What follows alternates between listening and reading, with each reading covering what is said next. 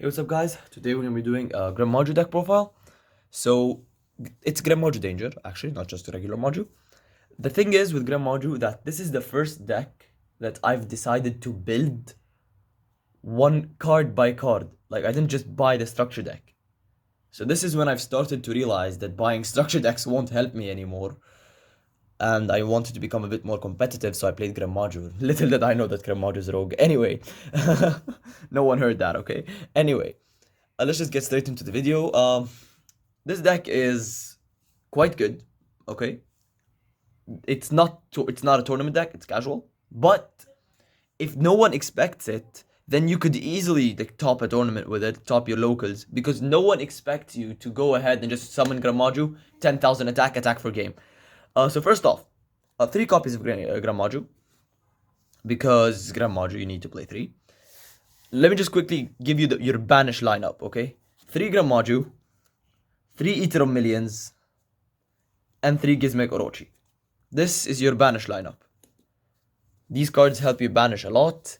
They help you, they help you bring the Maju out with enough attack to beat over almost anything. Activate Eater of Millions if you banish the entire extra deck, which you won't do in this deck because this deck actually uses its extra deck. You can banish the entire extra deck regardless and get 6,000 attack on GREN Maju. If you use Gizmek Orochi, I think it'll get him to 3,200. Yeah, it'll get him to 3,200. So, yeah, this is basically your lineup. Gizmek Orochi's second effect, which is to pop a card, is also really good. But you can't activate them both in the same turn. Also, Gizmek Orochi is a quick effect, so you can activate it on the opponent's turn. Like, this is a go second deck. So, you activate Gizmek Orochi on the opponent's end phase, and then on your turn, you can activate it to pop. So, that's really good. Also, Eater of Millions is really nice. Oh, you have an unbeatable, untargetable monster. Bye-bye. Next up, your dangers. 3 danger Bigfoot. 3 danger Thunderbird. 2 danger Ogopogo. 1 Jackalope, 1 Nessie. The reason you aren't playing more Nessies, even though it's semi-limited now, not just limited, is because I ran out of space to place the Nessies. So 1 Nessie is enough. Like, this deck used to function with 1 Nessie, so now it functions with 1 Nessie just fine.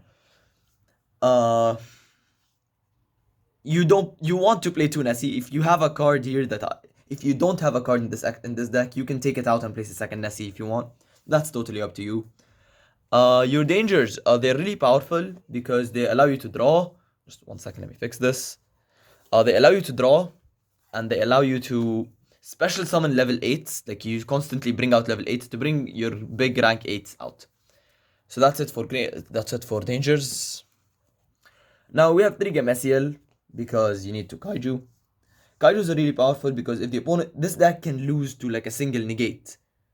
If the opponent negates the correct thing, you might lose. So if the opponent has a monster to negate, you can just Gameciel. But on the floor, no. Dragoon, no. GPE, no. Like, just at least Gameciel. It helps. It helps. Oh no. sorry, just give me a second. Why does this happen almost every single video? Like, come on. Anyway, Gameciel is really powerful here. Also, what adds to another good thing is that Gameciel is level 8. So let's say you draw 2, you get to Kaiju and special summon a level 8 to your field. So that's good. What you can do in this deck is you can actually play Interrupted Kaiju Slumber and 3 more Kaijus, which is Dogoran and 2 Gadarla. So that will give you a nice Kaiju lineup you can play, but that's also up to you. For me personally, I don't want to do this in this deck because then it'll be too much like Danger Kaiju. You're no longer playing Maju in this deck, you're just playing Danger Kaiju and the small Maju engine. Like, no, that's not what you're doing this. No, you want to play Maju and make the Dangers and Kaijus side engines, not them being the main. Anyway, moving on, there's 2 alphas. Alpha is really good because it's alpha, it's a level 8, and special summons, you can bounce back an opponent's monster. If it's the first move you do, if the opponent has 2 monsters, special summon, bounce back, special summon again. So that's even better. Other than that, also what helps, I wouldn't be able to afford alpha if it went for the reprint. But then it got reprinted and I got 2, so that's better than nothing.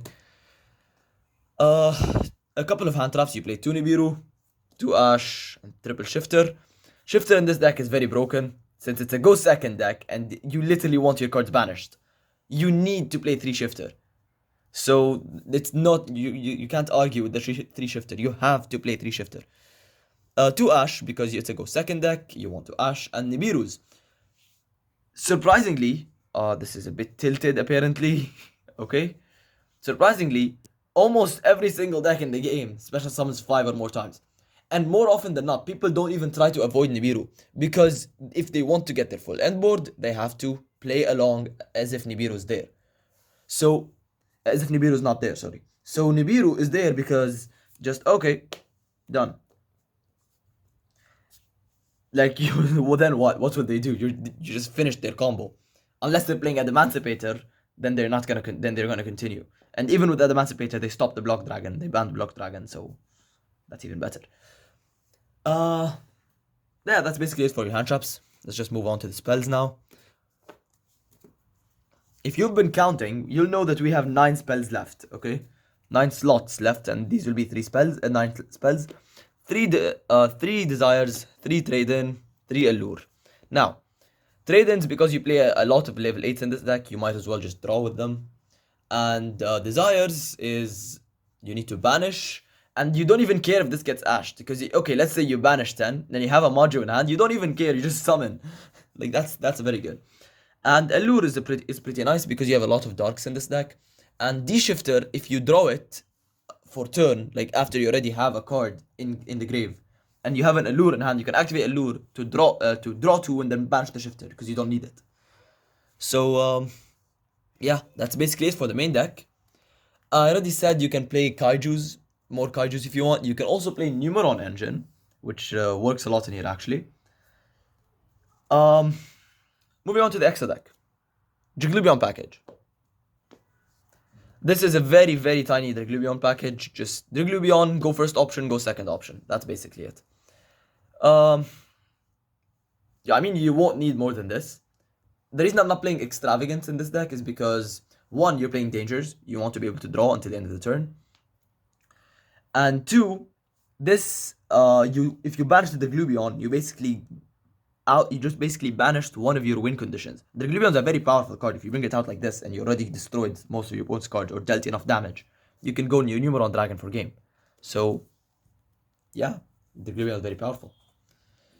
Fun story about the Juggling. It's actually the first ever card that costs more than $10 that I got. Okay? That I paid for. And it was like $25 at the time. So I remember now. It was triple Dogmatic Punishment super rares for one Juggling. The thing is with Dogmatic Punishments, they were $9 back then. Now they're $1. So see the difference? Anyways, that's it for the Juggling package.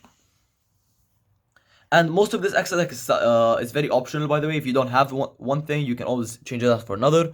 Cypher Dragon, Cypher X, and Full Armor. The reason I play these is because you want to get a 4 material Zeus. And okay, you summon Cypher Dragon. You don't want to steal, keep the steal. You just go for Cypher X and then Full Armor. And then Full Armor you can activate to detach one of the original materials because there's already 2 in here. Let's just say there's 2. There's already 2 in here. So you detach 1, destroy one card in the field, then attack with Full Armor. Inflict whatever damage you can inflict and go for Zeus. So yeah. 4 material Zeus is very nice, okay? It's very powerful, very broken. And the best part is, worst case scenario, if the opponent controls a lot of monsters and you want to just try to beat over whatever you can go Cypher Dragon, steal an opponent's monster, make it 3000 attack, go for battle, okay? But at that battle phase, only Cypher Dragon can attack directly. Go for battle, attack whatever you can, and then go for Zeus using the opponent's monster or using your monster. It doesn't matter. So yeah, that's it for Galaxy Eyes. 1 Dingirsu, 1 Zeus. These are pretty much standard. Dingirsu is an out to Dragoon. Even though Dragoon's not as problematic as it was before, Dingirsu is good anyways since it's an out to anything. And Zeus, because 4 material Zeus, very powerful. Just 2 board nukes, not once per turn. Not once per chain even.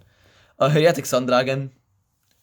The reason you play this is because, well, sometimes in a pinch, you'll bring out 2 level 8s and have a few monsters in hand that you just wanna, like, you don't wanna use them.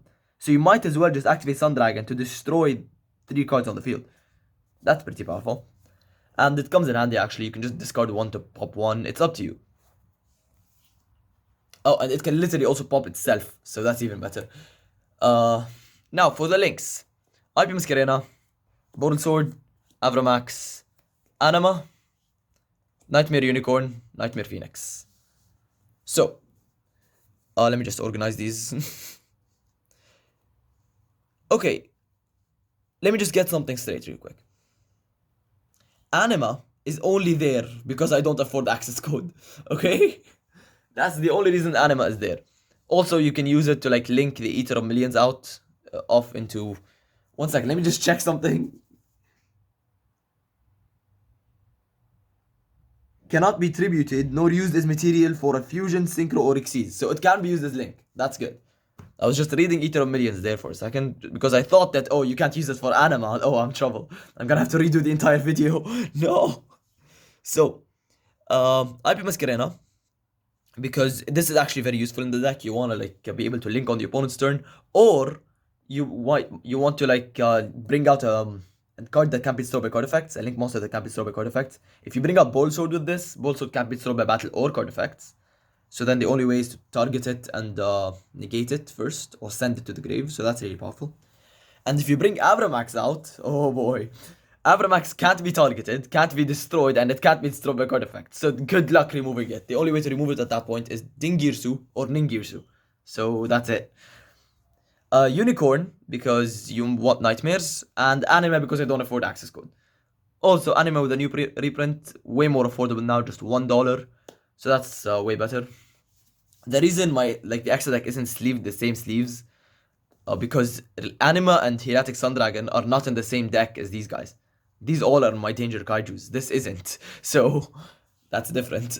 Oh wait, that's not even correct. This is in my Prank Kids. This is in my Sky Strikers. These 2 are my Sky Strikers. This is in my Prank Kids, and these 2 are in my Danger Machine along with the rest of the Xyz. So, yeah. Anyways, this was it for the deck. Should I do test hands? Yes, let's do test hands. Okay, I'm gonna pause the video, shuffle, and do some test hands. Okay, so I shuffled. Let me just cut one more time so you guys can't say that I'm cheating or something. Oh, Nibiru's on the bottom. Okay. Let's see what we get. 1, 2, 3, 4, 5. This isn't very good. Okay. Let's say you're going second. So let's just draw one more card. See this? This means you're all set. So already on turn 1, on the opponent's turn, you've used the D-Shifter. So let's just discard this, okay, to the grave. You've already used D-Shifter, okay, and you have this in hand now. Here's what you'll do. Desires first. 1, 2, 3, 4, 5, 6, 7, 8, 9, 10. 2. Hopefully the opponent doesn't Ash, okay. Let's say the opponent doesn't Ash, because if he does Ash, then I'm just gonna make it 2 blank cards. So these are 2 blank cards, I'm not even gonna use them. You know what, I don't even care. Okay, Kaiju and Bigfoot. D-Shifter goes to, what's his name, Desires goes to grave. Now you have a useless Shifter in hand, because actually, Desires gets banished. So you have a useless Shifter in hand, because this other Shifter is in grave. So here's what you do. You normal summon Maju as quick as possible. Get a 4k attack. Eater of Millions, okay? Banish everything, but keep Zeus and keep... Where is it? Well, wait, should I keep this or should I keep this? Okay, I'll banish everything but the Cypher Dragon engine. Okay? So 15 minus 4, that's 11. 11 times 4, that's 4,400 extra. So total, GREN Maju right now has 8,400 life points. 8,400 attack. And Eater of Millions doesn't really matter right now, because it's just going to be used to banish anyway. Now, you will reveal Bigfoot. shuffle, okay? And I swear to you, I don't know where the Bigfoot is right now because I'm not keeping track. That's how I usually test out any deck that uses dangers. I shuffle randomly and I don't pay attention to how I'm shuffling, so that it's still fair, you know. Okay, discarding Bigfoot. Pop a card on the opponent's field, revealing the second Bigfoot. Now, I swear to you, I don't know where it is, okay? Let's discard this. Shifter. I'll special summon Bigfoot and draw one more. Trade in. Discard Gemesiel. Draw two. Okay, so you have basically follow up for next turn. Okay, follow up for next turn. That's it. Also, so let me just tell you what you have right now on the field. You have Eater of Millions that can banish one card the opponent controls. And you have... Okay, so there's 5 here. Okay, so you can say the GREN Maju has 10,400 attack. Eater of Millions is... Eater of Millions would just be used to banish anyway. So, total, you have like enough attack power to kill 3 people. Okay? So, you can just attack for game at this point. If the opponent lived, so what? They didn't get to do much on the first turn if they rely on the graveyard. So that's basically it.